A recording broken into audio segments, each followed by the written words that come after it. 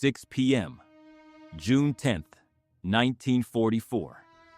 A train stops. The doors don't open slowly. They're thrown open. And the noise that follows isn't what you'd expect. It's not screaming. It's silence. Thousands of people step onto the platform.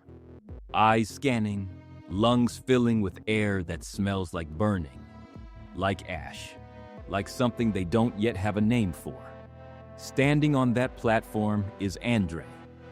He's 16 years old. Beside him, his father, Victor. 4 days ago, they were eating dinner at their kitchen table in Budapest. Victor was a pharmacist. Andrei was studying for an exam. Their apartment was warm. Their life was ordinary. Then the knock came. Now they're here. And neither of them knows what here actually means yet. The line moves fast. Men and boys in one direction, women, children, the elderly in another. At the front of the line, a doctor in an SS uniform. He doesn't speak. He barely looks up. He just points. Left, right, left, right. Andrei has heard rumors, dark things, the kind of things adults whisper and then stop when children walk into the room. But standing here, watching this doctor point, left, right, something cold settles in his chest. What he doesn't know yet is the math behind those two directions. Left means forced labor. Right means death. Today, within the hour, more than 80% of the people arriving at Auschwitz were sent right. Not tomorrow, not to a different camp. Right now. The man who used to race Andrei home from school, sent right. Mrs. Kovat, the neighbor who brought them warm bread on Sundays, sent right. The doctor looks at Andrei, looks at Victor, points left. A guard shoves them aside. Some might call that lucky. They have no idea what comes next.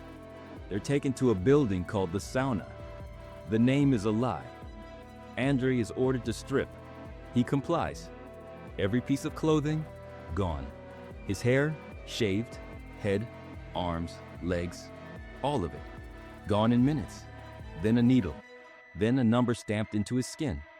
In 60 seconds, everything that made Andrei who he was, his name, his appearance, his history, has been erased. He is no longer Andrei. He is a number. In the next room, hundreds of men shower under ice-cold water. When it's over, they're handed prison uniforms and pushed toward the barracks. As they walk, Andrei passes a series of warehouses, 30 of them. Inside, stacked floor to ceiling, are bags, shoes, photographs, books, children's toys, the belongings of everyone who arrived before him. Every item belonging to someone who walked through those same doors and was told to leave everything behind. He keeps walking. The barracks are worse than anything he imagined. Wooden bunks stacked 3 high. Bodies crammed side by side. The air, thick with sweat, with sickness, with something Andrei doesn't want to identify.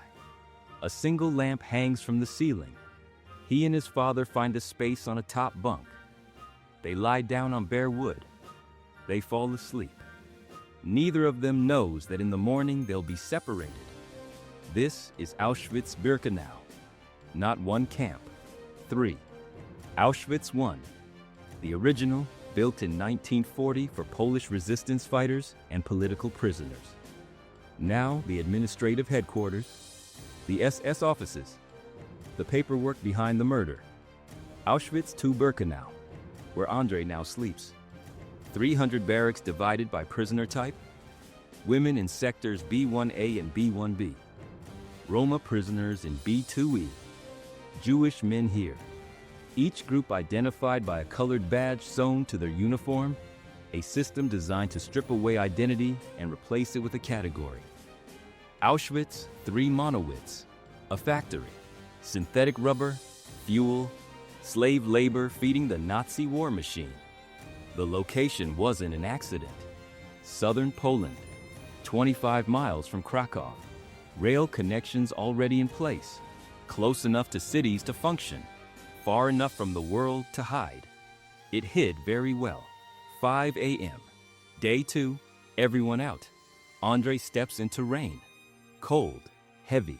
He stands in rows with other prisoners. Shoulders around him sag. The man ahead of him stumbles and collapses face first into the mud. Nobody moves. Nobody flinches. An SS guard marks something in a book. A moment later, another prisoner, wearing an armband, drags the collapsed man away by his arms. A smear of mud marks where he was.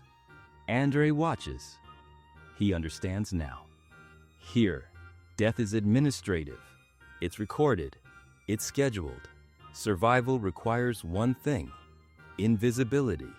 Don't slow down. Don't attract attention. Don't fall. He's 16 years old, and he's already learned the first rule of Auschwitz. Andre is assigned to Monowitz. As he walks to his station, music drifts through the air. He stops, turns. An orchestra. A group of women in prisoner uniforms, standing under the watchful eye of a conductor. Performing, here, now. He catches the eye of a young girl playing a flute. She smiles. He smiles back. Then the guards push him forward. Monowitz is enormous. Brick chimneys, thick black smoke, barred windows. The scale of it hits Andre like a physical force. For 6 hours, he works without stopping. His group unloads sacks of raw materials from train carts and feeds them onto conveyor belts. Heavy, relentless, every second measured. 2 prisoners collapse before noon. Nobody takes them away this time. Andre loses himself in thought to survive the pain. He wonders how the world doesn't know about this place. And then he answers his own question. Because it was built not to be known. At 12 o'clock, they stop. Food, watery soup, rotten turnips, potato peels. Nearby, 2 prisoners are whispering about a doctor near the main hospital. A doctor who is running experiments on twins, injecting them with disease to test their genetic resistance, killing the survivor when one dies. Dissecting both side by side. His name is Josef Mengele. Andre eats his soup and says nothing. Then it happens. A bag slips. Just for a second. Just a moment of exhaustion. The crack as it hits the ground echoes across the factory floor. A guard is there instantly. Andre doesn't remember the first blow. Just the ground. Just the dirt. Just the knowledge that if he doesn't get up, he won't get up ever. He gets up. 7 p.m. back at the barracks. Andre scans every face in the room. Then he sees him, his father, hunched over his bunk, blood on the floor beside him. Someone had tried to escape from Victor's work group that day. They were shot. Everyone else, beaten. Victor can barely stand. Andre says nothing. He turns and runs to the kitchen barracks on the north side of the camp. He comes back with 2 pieces of stale bread and a small piece of sausage. He sits with his father. From across the room, a prisoner waves him over. On the dirt floor, a group of men are playing chess. The pieces carved from wood. The board scratched into the ground. For 20 minutes, Andre plays chess. He is not a prisoner. He is a chess player. For the next few months, these 20 minutes are the only thing he looks forward to. August 1st, 1944, 6 a.m. Andre has been at Auschwitz for 52 days. Roll call. He looks at his father. Victor is barely conscious. Then the sound, a thud. His father hits the mud and doesn't move. Andre freezes. He thinks about the hospital. He knows what happens there. He's heard the stories. Rats in the night. Bodies left in the dark. Doctors who are prisoners themselves, with no medicine and no power to help. An SS guard stands over Victor and shouts. Victor tries to rise. His legs won't hold him. The guard signals. 2 men come forward. They take Victor away, not toward the hospital, toward the northwest corner of the camp. toward the building with the false facade and no windows, toward crematorium number 2.